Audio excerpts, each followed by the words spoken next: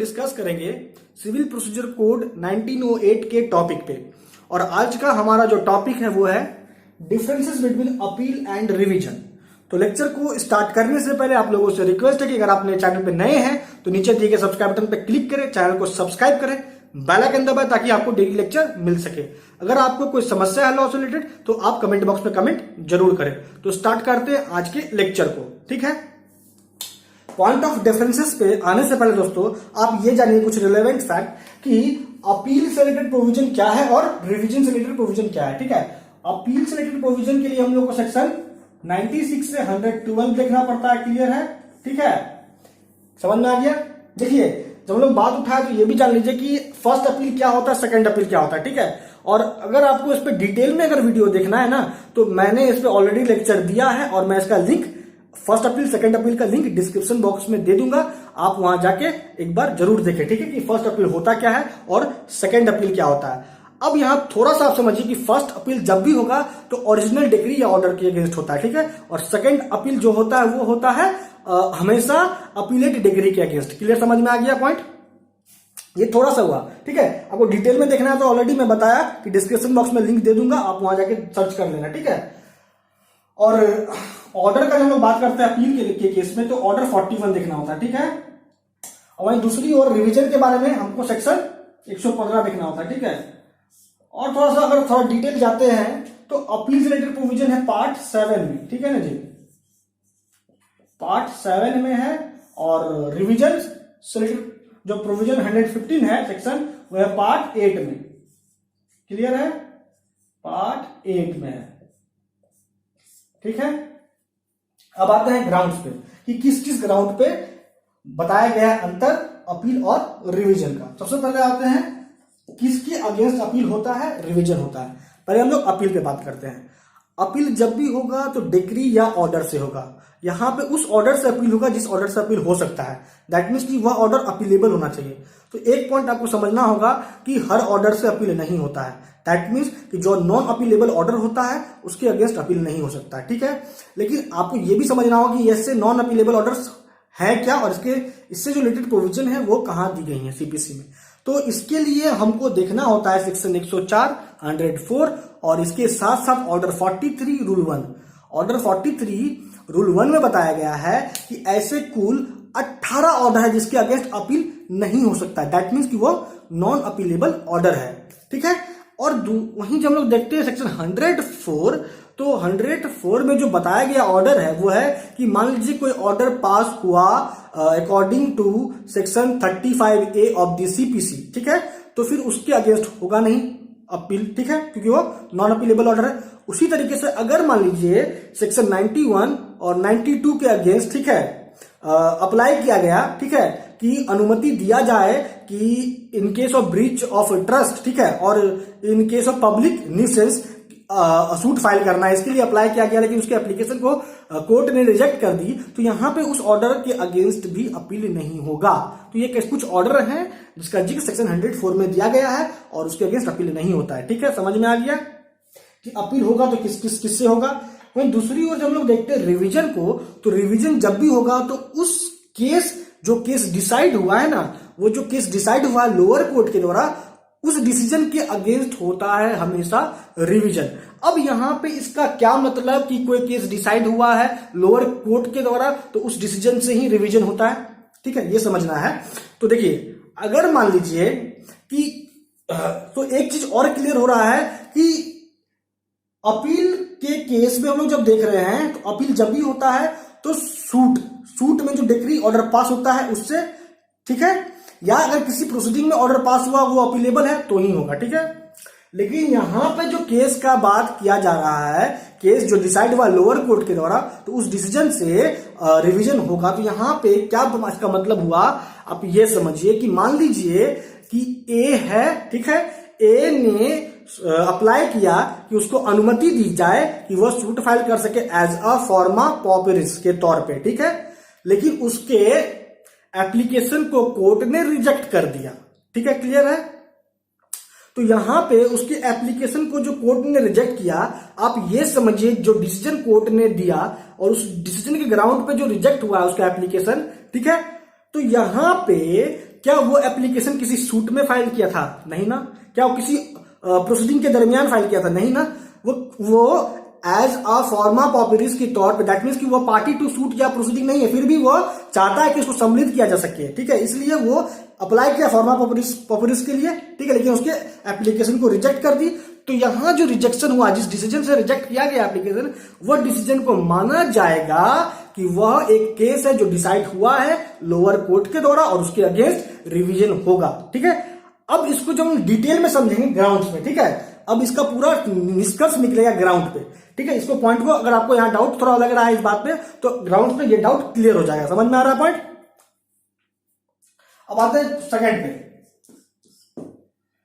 Second कहता है कि अपील होगा तो कहां होगा, रिवीजन होगा तो कहां होगा, ठीक है।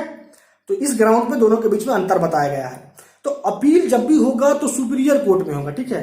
अब वो डिस्ट्रिक्ट कोर्ट भी हो सकता है, हाई कोर्ट भी हो सकता है। दैट मीन्स कि अपील होने के लिए जब भी जहां होगा, जरूरी नहीं कि वो कोर्ट हाई कोर्ट ही हो, ठीक है, क्लियर। लेकिन जब हम दूसरी ओर रिवीजन की तरफ देखते हैं, तो रिवीजन जब भी होता है तो वो सुपीरियर कोर्ट, दैट मीन्स यहाँ सुपीरियर कोर्ट कौन सा कोर्ट होना चाहिए? High court. That means appeal revision जब भी होगा तो वो हमेशा हाई कोर्ट में ही होता है। क्लियर, समझ में आ गया? अब आते हैं ग्राउंड। अब ग्राउंड पे हम लोग बात करते हैं कि ग्राउंड के आधार पर कैसे बताया गया अंतर। देखिए, पहले हम लोग अपील को लेते हैं। तो अपील जब भी होता है, तो अपील कब होता है? तो यहां पे अपील तब होता है जब कोई व्यक्ति की अगेंस्ट डिक्री या ऑर्डर पास हुआ है और वह व्यक्ति चाहता है, अगर वो व्यक्ति उस डिक्री या ऑर्डर से एग्रीव्ड है तो वो अपील करेगा, ठीक है। अब यहां पे आप ये समझिए कि जो अपील का ग्राउंड होगा वो क्या होगा कि यहां पे अगर मान लीजिए क्वेश्चन ऑफ लॉ या क्वेश्चन ऑफ फैक्ट, ठीक है, अगर रॉन्गली डिसाइड हुआ है तो उस आधार पे वो, अगर वो डिग्री पास हुआ है, मान लीजिए किसी केस में कोई क्वेश्चन ऑफ लॉ या question of fact wrongly decide हुआ कोर्ट के द्वारा और कोर्ट ने उसी आधार पर डिग्री या ऑर्डर पास किया, ठीक है, उस डिग्री या ऑर्डर से कोई व्यक्ति एग्रीड हो गया, तो अब वो अपील करेगा ना, ठीक है। तो यहां पे ग्राउंड समझ में आ रहा है कि अपील किस ग्राउंड पे हो रहा है। अपील जिस ग्राउंड पे हो रहा है वो, अगर मान लीजिए कोई क्वेश्चन ऑफ लॉ या फैक्ट जो है अगर रॉन्गली डिसाइड हुआ तो उसके अगेंस्ट, ठीक है, समझ में आ गया। लेकिन दूसरी ओर जब हम लोग रिवीजन को देखते हैं तो रिवीजन किस ग्राउंड पे होता है? तो रिवीजन जो होगा वो हमेशा जुरिस्डिक्शनल एरर के ग्राउंड पे होगा। अब यहाँ जुरिस्डिक्शनल एरर का मतलब होगा क्वेश्चन ऑफ लॉ। लेकिन अपील जब भी होगा तो क्वेश्चन ऑफ लॉ जो रॉन्गली डिसाइड हुआ है, और यहाँ क्वेश्चन ऑफ लॉ भी स्पेसिफाई कर दिया गया है कि क्वेश्चन ऑफ लॉ यही होना चाहिए जो इसका संबंध जुरिस्डिक्शनल एरर से होना चाहिए। दैट मीन्स कि अगर मान लीजिए सबऑर्डिनेट कोर्ट जो है वो अपने जुरिस्डिक्शन को एक्सीड करती है, जो जुरिस्डिक्शन उसको मिला है, या फिर जो जुरिस्डिक्शन उसको मिला है उस जुरिस्डिक्शन को एक्सरसाइज नहीं करती है, तो ऐसे ग्राउंड पे ही अपील, माफ कीजिएगा, रिवीजन होता है हाईकोर्ट में, ठीक है। क्लियर, समझ में आ गया। अब मैंने जैसा बोला था फर्स्ट पॉइंट में, ठीक है, कि यहां पे जो केस डिसाइड हो रहा है, तो वहां पे देखिए केस डिसाइड होने का ग्राउंड क्या हो रहा है कि जो केस डिसाइड हुआ, दैट मीन्स कि फॉर्मा पॉपुलिस किया जो अप्लाई किया था व्यक्ति, उसके एप्लीकेशन को जो रिजेक्ट किया गया, दैट मीन्स कि अगर वो कोर्ट को ये अथॉरिटी नहीं था कि वो इस एप्लीकेशन को रिजेक्ट कर सकती थी, लेकिन उसने की, उस कोर्ट ने, लोअर कोर्ट ने की, तो यहां पे वो जाएगा ना। समझ में आ रहा है पॉइंट? अब तो जुरिस्डिक्शनल एरर के ग्राउंड पे होता है रिवीजन। समझ में आ गया पॉइंट? और यह भी समझ में आ गया कि केस डिसाइडेड जो होता है इसका क्या अर्थ होता है, ठीक है। तो ग्राउंड हो गया। अब आते हैं जो चौथा पॉइंट है वो है राइट को लेके। देखिए, अपील का जो अधिकार है वो है सब्सटैंटिव राइट, ठीक है। दैट मीन्स जो राइट ऑफ अपील है वो है सब्सटैंटिव राइट। दैट मीन्स कि अगर बाय स्टैट्यूट राइट प्रोवाइडेड है तो वो अपील कर सकता है, ठीक है, समझ में आ गया। वो उसका अधिकार है एग्रीव्ड का, जो एग्रीव्ड हुआ डिग्री या ऑर्डर से, ठीक है, उस ऑर्डर से अपील होगा। लेकिन दूसरी ओर जब लोग रिवीजन के केस में देखते हैं तो रिवीजन जो राइट है रिवीजन का, वो एग्रीव्ड का, वो पार्टी का राइट, सब्सटैंटिव राइट नहीं मानाता है। वो जो रिविजनल जुरिस्डिक्शन होता है वो कोर्ट का डिस्क्रिशनरी पावर होता है। दैट मीन्स कि अगर मान लीजिए रिवीजन के लिए अप्लाई किया भी गया है हाईकोर्ट में, तो अगर हाईकोर्ट चाहे तो उस जो रिवीजन पिटिशन है उसको रिजेक्ट भी कर सकती है, क्योंकि उसका जो है डिस्क्रिशनरी पावर है कोर्ट का कि वो रिवीजन को एंटरटेन करे या ना करे, ठीक है, क्लियर है। लेकिन दूसरी ओर जब लोग अपील के केस में देखते हैं, अगर अपील करने का अधिकार बाय लॉ मिला है तो फिर कोर्ट को अपील एंटरटेन करना ही होगा। क्लियर, समझ में आ गया, राइट। अब आते हैं जो नेक्स्ट राउंड है वो है कि कौन अप्लाई करेगा। तो अपील के लिए कौन जाएगा? वाजिब बात है, जो पार्टी टू सूट होगा, दैट मीन्स कि जो पार्टी एग्रीड हुआ है अपील या डिग्री से वही अप्लाई कर सकता है अपील के लिए, ठीक है। लेकिन हम लोग जब दूसरी ओर रिवीजन का बात करते हैं तो रिवीजन के लिए सिर्फ पार्टी ही नहीं, कोर्ट भी सुमोटो, ठीक है, कोर्ट भी suo motu, that means on its own motion जा सकता है रिवीजन के लिए to the high court. Clear है? कौन कोर्ट? Lower court. क्लियर, समझ में आ गया? अब आते हैं नेक्स्ट पॉइंट है अबेटमेंट के ग्राउंड पे कैसे डिफरेंस बताया गया है। पॉइंट नंबर 6 देखिए, अब यह अबेटमेंट के ग्राउंड पे जो डिफरेंशिएट किया गया है इसको समझिए, ठीक है। अगर मान लीजिए जो पार्टी अपील के लिए गया और अपील पेंडिंग में है, ठीक है, ठीक है, क्लियर है। During the pendency of the appeal जो पार्टी जो अपीलेंट है वो मर गया, अब उसका जो लीगल रिप्रेजेंटेटिव है वो चाहता है अपील को कंटिन्यू रखना।